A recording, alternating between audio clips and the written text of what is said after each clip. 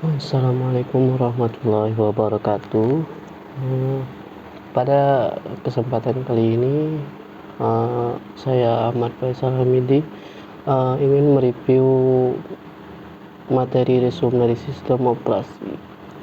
Eee, Sistem operasi sendiri, ada beberapa pertemuan, yaitu sampai 14 pertemuan.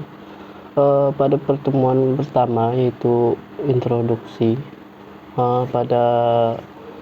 Pada introduksi ini, di sini dijelaskan tentang kelas apa saja yang akan dilakukan, seperti teori dan praktikum, dan jumlah pertemuan, juga presentasi mingguan kelompok, dan juga sistem penilaian.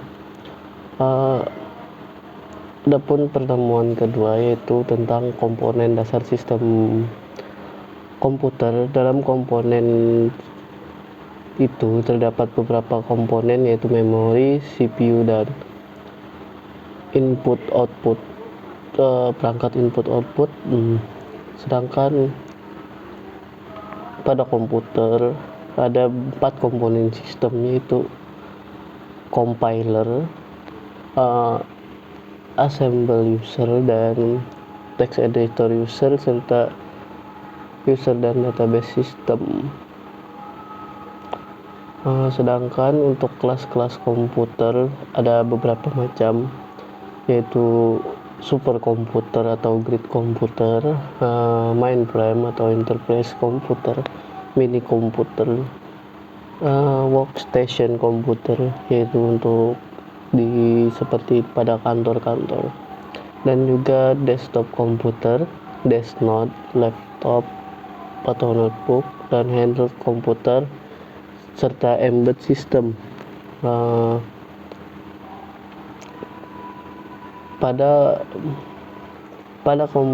pertemuan ketiga, yaitu tentang struktur sistem operasi. Pada kali ini struktur sistem operasi dibagi menjadi beberapa komponen, yaitu komponen sederhana, dan juga metode pendekatan layer atau level berisi device driver dan interface. Struktur sistem operasi. Pada pertemuan ini juga membahas tentang virtual machine, yaitu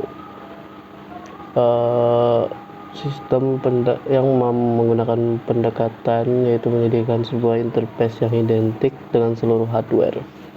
Sistem operasi harus membuat ilusi dari banyak proses. Setiap BIOS menyediakan sebuah kopi semua hal yang ada pada komputer. Adapun keuntungan untuk menggunakan virtual komputer, keuntungannya adalah keamanan, kemudahan instalasi, dan juga cocok digunakan untuk penelitian dan percobaan. Selain itu, virtual komputer juga sangat murah, dan semua aplikasi compatible dengan semua OS dalam virtual machine, dan membutuhkan hardware dengan spek yang cukup tinggi. Itu adalah kekurangan.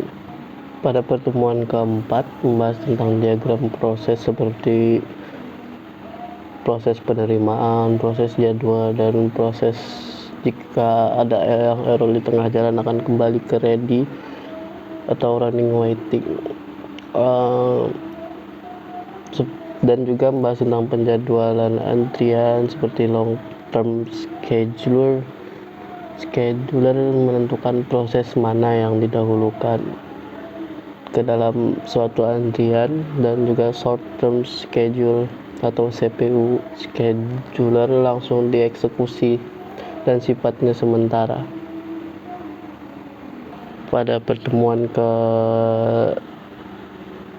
kelima, di sini ada membahas tentang critical section, yang mana critical section itu seperti ada beberapa proses yang berlomba-lomba untuk menggunakan data yang sama, seperti proses memiliki segmen kode yang digunakan untuk mengakses data digunakan secara bersama-sama.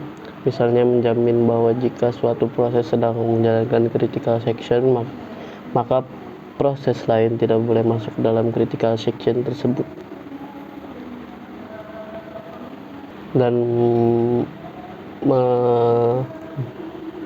ada juga terdapat solusi untuk masalah critical section tersebut, seperti mutual exclusion, yang mana tidak ada dua proses yang berada di critical section pada saat bersamaan, dan juga terjadi kemajuan progres, tidak terlalu selesai proses, bisa saja langsung bersamaan, tidak perlu salah satu tapi dengan momen, dan menggunakan batas waktu tunggu, tidak ada proses yang menunggu selama-lamanya untuk masuk ke dalam critical section. Pada pertemuan ke-6 ini membahas tentang thread, yang mana thread bisa disebut unit dasar penggunaan CPU. Thread ini terdiri dari thread ID, program counter, dan stack. Adapun thread juga biasa disebut lightweight proses. Keuntungan thread itu yang mana responsif dan resource sharing. Sebuah aplikasi dapat mempunyai user thread didukung di atas kernel. Pada pertemuan ke-7 membahas tentang apa itu operasi file seperti create, delete, open, close, read, write, append, seek, get attribute, set attribute, and rename. Dan juga menjelaskan tentang directory, apa itu directory, namepad. Direktori tersebut untuk menjaga file agar file tetap pada jalurnya dan diketahui, maka disimpan melalui direktori. Sedangkan namepad itu ada dua cara penamaan, yaitu absolute dan relatif.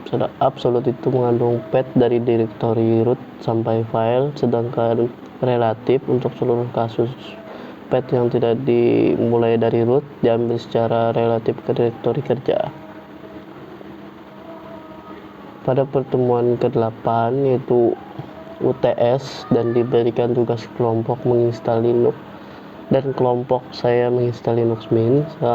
Linux Mint tersebut yaitu Linux yang berbasis Debian Ubuntu dan yang bertujuan untuk membuat sistem operasi yang modern, elegan, dan nyaman.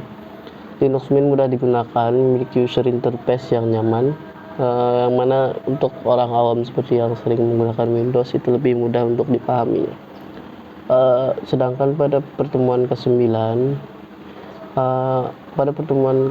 kami disuruh untuk mendemonstrasikan Linux Mint tersebut.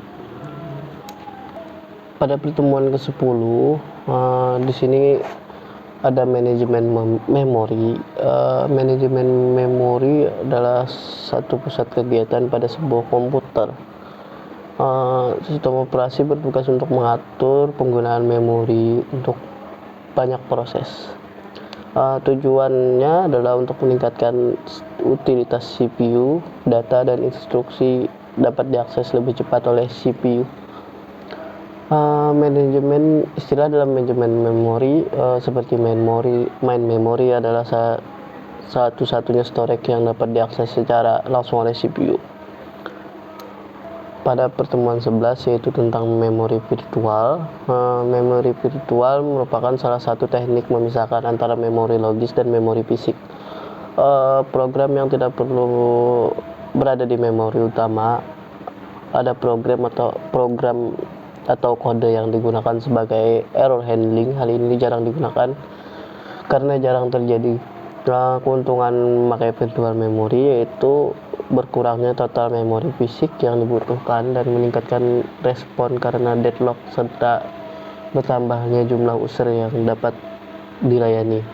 Implementasi virtual memory digunakan pada multiprogramming dan dapat dilakukan dengan cara demand paging dan event segmentation. Pada pertemuan 12 membahas tentang konsep file. Seperti file adalah kumpulan informasi yang berhubungan tersimpan dalam secondary storage. Struktur file dan atribut file seperti nama, identifier, tipe, lokasi, size, protection, waktu, juga struktur. Pada pertemuan 13 dan 14 yaitu tentang input dan output sistem, sistem I/O ini tersebut seperti pintu komunikasi, tarabus data dan langsung disebar. Perangkat-perangkat I/O sendiri memiliki alamat-alamat tertentu, misalnya ketika memprint melalui jalur mana dengan alamat jalur tersebut, maka memori I/O lebih cepat. Ada juga tentang direct memory access, yaitu ada generasi-generasinya, generasi komputer yang tua yang mana controller membaca dari perangkat, menginterrupt, dan sistem operasi yang meminta langsung ke CPU untuk membaca data. Generasi komputer tua membaca dan menginterrupt, SO dan CPU menyalin data ke memori, dan generasi DMA membaca, mengenali data, dan menginterrupt sistem operasi bahwa operasi selesai.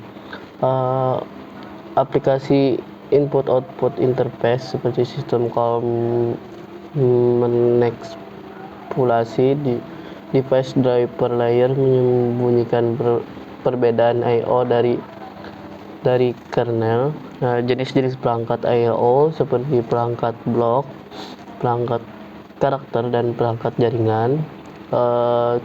Clock timer seperti fungsi clock dan timer pada hardware, dan clock di sini bukanlah jam melainkan satuan waktu pada CPU. Blocking dan non-blocking I/O. Blocking, adapun istilah-istilah pada I/O yaitu caching seperti mempercepat memori dalam menyalin salinan data. Buffering yaitu menyimpan data dalam memori saat mentransfer antara device. Pooling seperti keluaran sebuah device untuk synchronization. Device reservation memberikan eksklusif akses ke device.